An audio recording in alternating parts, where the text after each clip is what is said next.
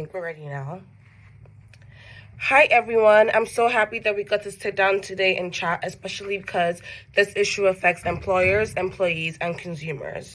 Issue? What are you talking about? Quiet quitting and the Great Resignation, of course. What is that?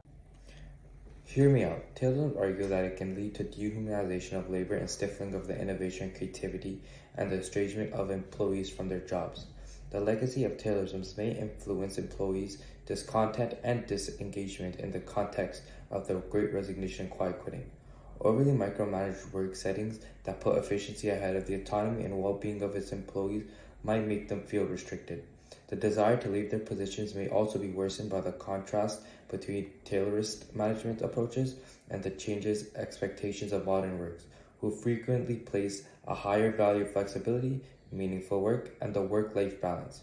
In the context of quiet resignation and great resignations, critics of the Taylorism may argue that scientific management concepts cause worse workplace dissatisfaction and employee disengagement. Under such circumstances, rigid structures and a focus on productivity at the expenses of personal growth and fulfillment may make workers feel undervalued and demotivated, which may eventually lead them to disengage or quit the organization. All things considered, the criticism of Taylorism provides a lens through which to evaluate some of the basic causes of the Great Resignation and Quiet Resignation. These ideas are interwoven in the broader discussion concerning a modern labor dynamic. Now that we're on this topic, I want to give my 2 cents. I believe that quiet quitting and the Great Resignation are caused by poor management, and I'll explain why. From personal testaments to surveys conducted by Gallup, Deloitte, Pew Research Center, and Microsoft's Work Trend Index, it is made increasingly obvious that employees from all industries are, in some quantity, considering what their connection to their employer is like, and whether or not they feel that they are appreciated at work.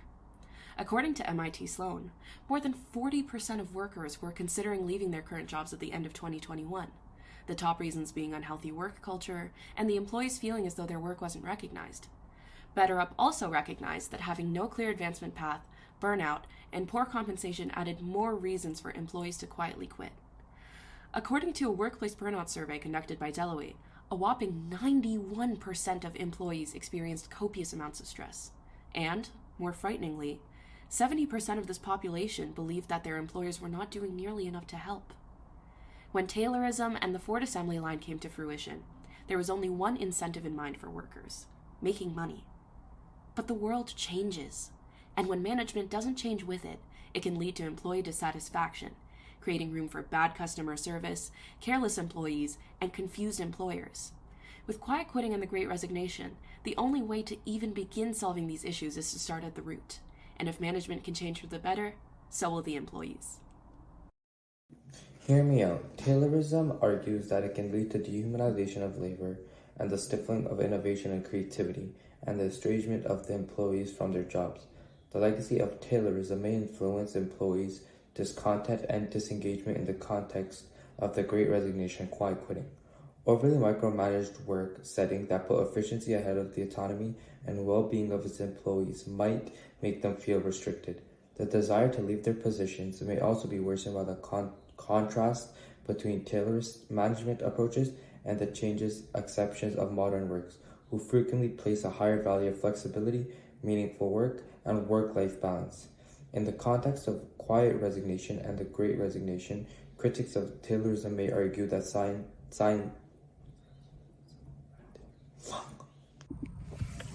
But I also think that in the wake of the COVID-19 pandemic, we're witnessing the rise of quiet quitting and the Great Resignation. As the world grappled with the challenges brought by the pandemic, millions reevaluated their lives and priorities. Remote work blurred the lines between personal and professional life, giving individuals a taste of newfound flexibility.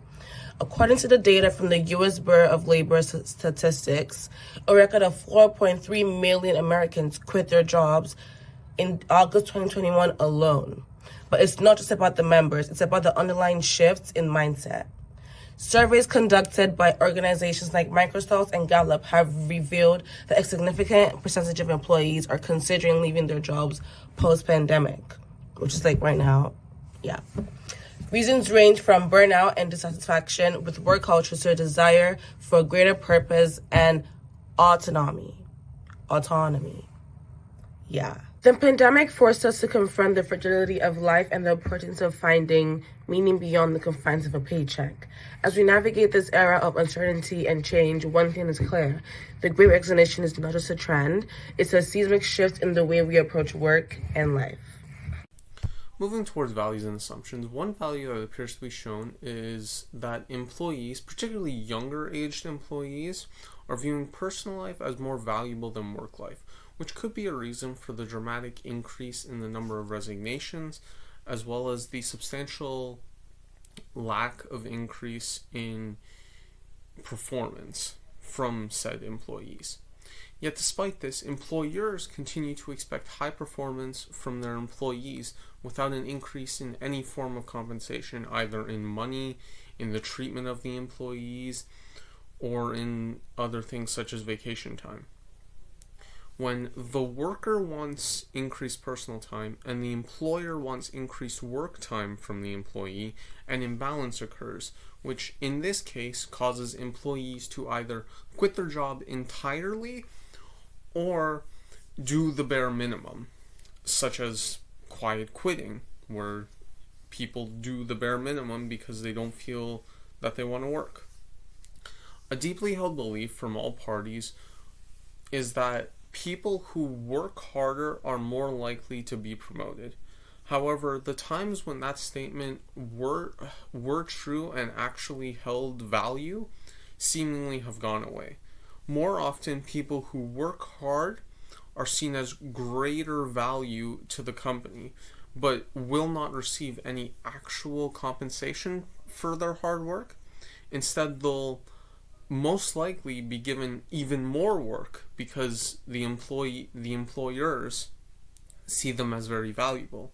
A pseudo example of this would be Elon Musk and X, where the platform reportedly got rid of 80% of its staff and left the remaining 20%, which I believe Elon Musk said were the harder workers, to do the work for the whole company. Overall, with the values and assumptions laid out, it is easy to see why there is a rise in the number of resignations. Oh wow, honestly, yeah, I didn't know too much about quiet quitting and the Great Resignation, but after hearing what you all had to say about it, I can definitely understand what it is and where the problem is coming from. To be honest, I consider myself quite a critical thinker, and I'm very skeptical on what information I'm consuming and if the information is legit or not. I've actually been reading this book called The Critical Thinking for Business Students by Linda Dyer, and the book explains how the quality of a claim is dependent on the quality of the evidence. So in order to do this, we look at the precision, the accuracy, the sufficiency, the representativeness, the authority, and the clarity of expression of the claim. So for precision, I feel like you guys all did an excellent job providing precise information using percentage numbers like 40%, 3.3 million Americans, 80% of staff members, stuff like that, and using relevant dates like 2021. For accuracy, I know that when Peter mentioned young workers valuing their personal life more than their work life, I can definitely say it's pretty accurate because I myself have firsthand experienced that as a young worker, and I've seen that with other colleagues of mine. I feel like you all did a great job with sufficiency as there were multiple sources to back up your claim, not just one. This also goes in hand with representativeness. You all didn't just use one organization to get your data. You guys mentioned information from organizations like Gallup, Deloitte, Pew Research Center, and Microsoft, and even social media organization X. Tees also provided information from post-pandemic, which gives this claim more representation. For authority, I feel like every organization and every workplace has authority to talk about this topic, and that's exactly where you guys got your information from. And for clarity of expression, you not only did you guys provide all this data and all this information, you guys explained what this information meant. All in all, you all definitely do have me convinced, and I truly believe that quiet quitting and the Great Resignation come from poor management. I'm so happy that all of us got to talk about our different ideas about quiet quitting and the Great Resignation. Just to kind of wrap up our discussion, I think that we can all agree that there are several reasons for quiet quitting and Great Resignation. We talked about how Taylorism was a huge part of it, and that connects to poor management, and also how COVID had a huge effect on the rise in quiet quitting and the Great Resignation as well. So I think that we can all agree that of all of the things that we've discussed, that it is a pressing matter, it is still very relevant, and it needs to be solved, and we need to start now. I think all of us, in a way, our claims connect to each other. I think our evidence lines up, so I don't really think there's a lot of contradiction. I personally know that my views changed a lot as I was reading. I thought quiet quitting was more like the Great Resignation, in which people just quit without saying a word or didn't send in their 2 weeks notice. But it's not that, and I learned that quiet quitting is more about workers fighting for their autonomy by doing the bare minimum and only doing what their contract requires them to do. And I think that's something that everybody can take away from this topic. And I definitely understand the employee's point of view. We didn't get a lot from the side of the employers other than the fact that they're confused as to why this is happening. But overall, I definitely empathize with the employers who have decided to follow through with quiet quitting and the Great Resignation.